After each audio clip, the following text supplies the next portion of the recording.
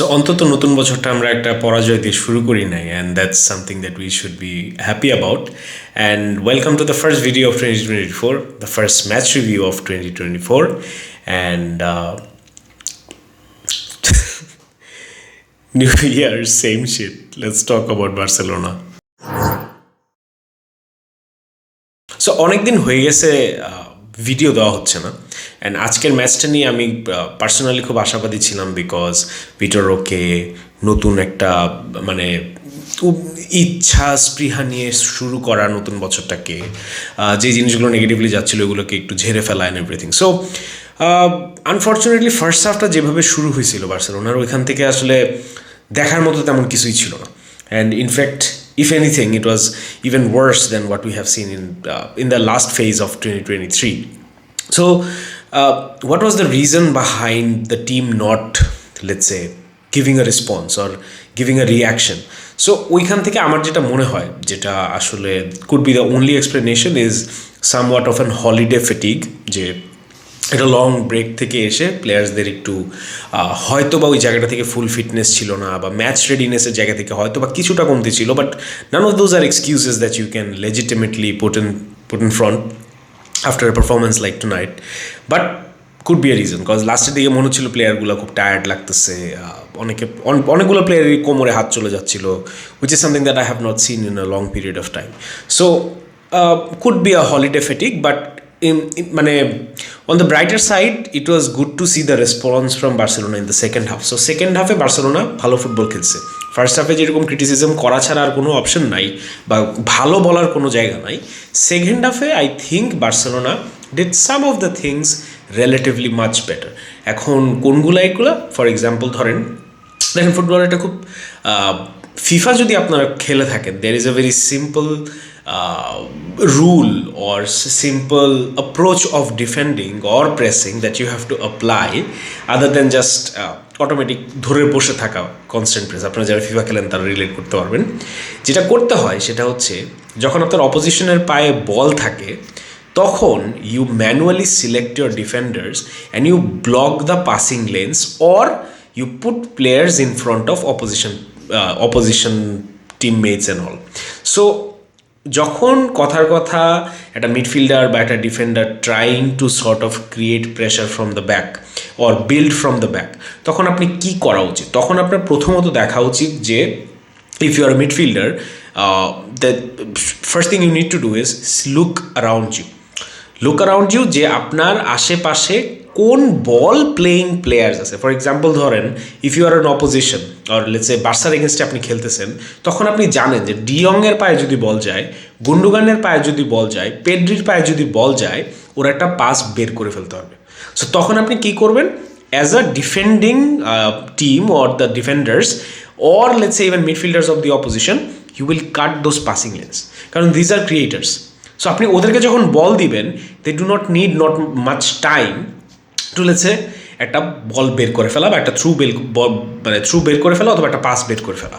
So ওই জায়গাটা থেকে আপনার একটা 3 জনের 4 জনের 2 জনের ওর হোয়াট এভার একটা বলয়ের মতো ক্রিয়েট করতে হয়, যেখানে you are cutting those passing lanes. এবং সেকেন্ড হাফের হাইলাইটসে যদি আপনারা দেখেন, ওই জিনিসটা আমরা মোর ইফেক্টিভলি করতে পারছি in comparison two what ever we did or try to do in the first half. So it's very simple, যে আপনি যখন খেলতে সুযোগ দিবেন না অপোজিশনকে, তখন রিলেটিভলি অ্যান্ড অবভিয়াসলি মানে বাই ডিফল্ট আপনার খেলা বেটার হয়ে যাবে। সো বার্সেলোনার সেকেন্ড হাফে এক্স্যাক্টলি ওইটাই করছে, একটু দেখে শুনে খেলছে, প্রেসিংয়ের জায়গা থেকে ওইটা আরও অ্যাটেন্টিভ ছিল, players were getting up, Araujo উঠতেছিল, কুন্ডে উঠতেছিল, which was giving de Jong, Gundogan, Raphinha, Ferran a little bit more chance to explore certain stuff. So ওইটা আসলে ফার্স্ট হাফে কেন করে না, এটা কোনো এটা জিজ্ঞেস করে বা এক্সপ্লেন করে কোনো লাভ নাই, বিকজ আমার কাছে যেটা মনে হচ্ছিল দিন শেষে, it's the fatigue, probably the holiday hangover or what ever. But দেখেন, আসলে অ্যাট দিস পয়েন্ট আমাদের এই সেকেন্ড হাফে পারফরমেন্স দেখে খুশি হওয়ারও কিছু নাই, একটা লেট উইনার নিয়ে সেলিব্রেট করারও কিছু নাই, এমন একটা বাজে সিচুয়েশনে আমরা আছি।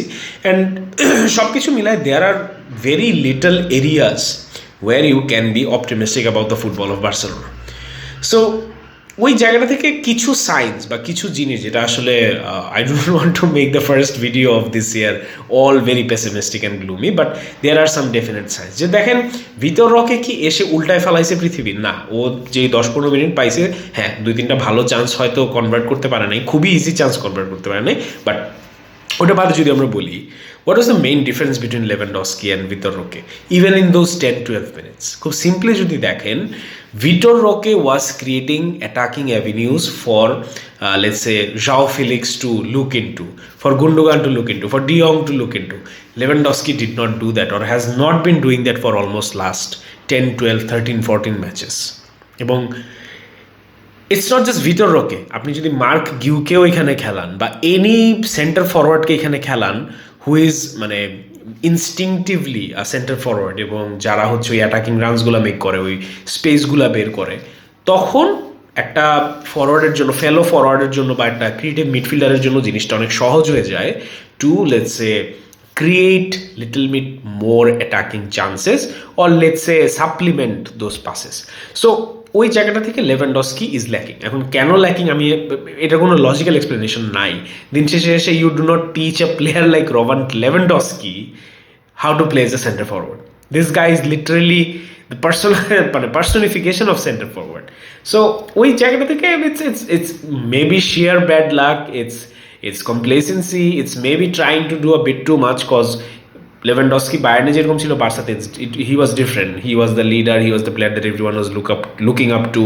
মেসির অ্যাবসেন্সে ওই রকম একটা জায়গা নেওয়া, সো ওই জায়গাটা থেকে আমার কাছে মনে হয়েছে যে লেভেন্ডস্কি যদি জাস্ট ওর সেন্টার ফরওয়ার্ড রোলটাই প্লে করতো, other than the necessity to play the roles of a leader, the main man or whatever, অনেক কিছু বলতে পারেন, ওইটা না করলেই I think we probably would have seen a very different Robert Lewandowski in Barcelona even after the World Cup. So look, Barcelona are struggling, Xavi is struggling, the players are not doing their best, all of those things we know. Now do we need more time? আমাদের কি এখন আসলে আরও wait করতে হবে এবং এই ধরনের জিনিসপত্র? আমি বলবো যে না, I think we have reached a stage যেখানে আসলে আমাদের ডিসিশন নিতে হবে এখন। অ্যান্ড আমাদের যদি বলেন যে এই সিজনটা ওয়েট করতে হবে, আমি এটা ডে 1 থেকে বলে আসতেছি যে this season Xavi has earned for what he has done in last season. But দেখেন এর মানে কিন্তু এই না যে নেক্সট সিজনে খুব মানে এই সিজনে যে আমি বাজে করি, জাভিকে নেক্সট সিজনে স্যাক করে then, then everything is all sorted out. তারপরে কিন্তু পুরো একটা ডিফারেন্ট প্রজেক্ট শুরু হবে। So yes, what I am saying is I no longer have blind faith on Xavi or what he is trying to do with the club, but I will still stick to what I have always said. This season belongs to Xavi. This season Xaviকে সুযোগটা দিতেই হবে, and whatever he has to do, he is running out of time. He needs to do it very fast because La Liga, I think we are very close to getting sort of মানে লিস্টের বাইরে চলে যাওয়া।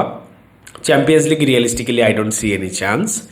Copa del Rey and Super Copa, এই দুইটা could be the only saving grace for Xavi, and somehow যদি এই দুইটা ট্রফির একটা মিস করে Xavi বা দুইটাই মিস করে, we have another thing in our hands. So that being said, it has been a difficult year for us last year. I hope যে এই জয়টা বা এই ভিক্টরিটা, এই হার্ড আর্নড ভিক্টরিটা আমাদেরকে ফুয়েল করবে অ্যান্ড আমাদেরকে একটা ভালো 2024 গিফট করবে compare to last year. So in that hope, let's stick around, let's cheer our team on and visca el Barca.